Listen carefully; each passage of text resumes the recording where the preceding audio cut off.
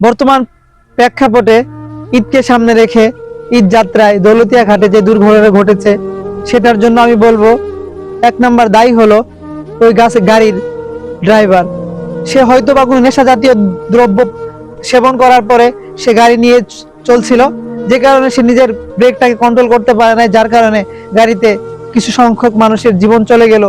এটা আসলে আমাদের কাম্য ছিল না। দেশটাকে আমরা সুন্দরভাবে গুছাতে চাই, দেশটাকে আমরা শান্তিময় পরিবেশ করতে চাই, আর এগুলোর ভিতরে কিছু মানুষ অশান্তি সৃষ্টি করে। বারবার যখনই আমরা সোশ্যাল মিডিয়াতে ঢুকি বিভিন্ন রকম মর্মান্তিক ঘটনা আমাদের চোখের সামনে ভেসে আসে। আমরা তো এটার জন্য দেশকে স্বৈরাচার মুক্ত করি নাই, আমরা তো এটার জন্য দেশে আমরা জুলাইয়ে জীবন দেই নাই। আমরা তো এই মাদক সেবন করে গাড়ি চালানোর অন্যায়ে তাদেরকে কোনো বিচার করা হয় না, তাদের বিচার আওতায় আনা হয় না।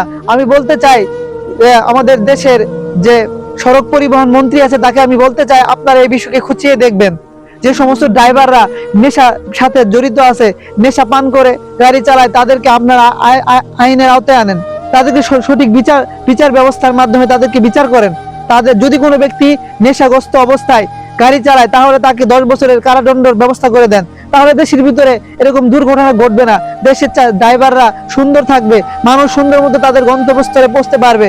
এরকম ঘটনা বারবারই দেখা যায়। তারা আসলে ড্রাইভাররা এত শৃঙ্খল, তারা বিভিন্ন সময় দুষ্ট পানি সেবন করে, তারা শুকনো পাতা সেবন করে এবং বিভিন্ন নেশা জাতীয় দ্রব্য সেবন করার ফলে যে তারা রাস্তার ভিতরে দুর্ঘটনা ঘটিয়ে ফেলা। এত বড় বড় রাস্তা, এত সুন্দর সুন্দর রাস্তা, এত সুন্দর হাইওয়েতে এবং সুন্দর প্লেসে দেশে অনেক উন্নতি হয়েছে, কিন্তু উন্নতি হয় না মানুষের মন মানসিকতার। তারা নেশার সাথে জড়িত থাকার কারণে এরকম ঘটনাগুলা প্রতিদিন তারা ঘটাচ্ছে।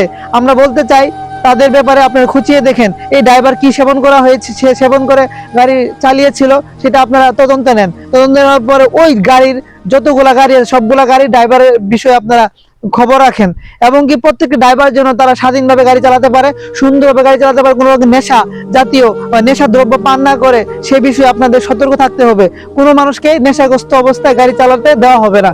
যদি এরকম কিছু করা হয় তাহলে আমাদের দেশে পরিবহনগুলো সুন্দর চলবে, মানুষ তাদের গন্তব্যে সুন্দরভাবে পৌঁছতে পারবে। এটাই আপনাদের কাছে আমার দরখাস্ত, এই বিষয়টা আপনারা নিশ্চয়ই আমলে আনবেন।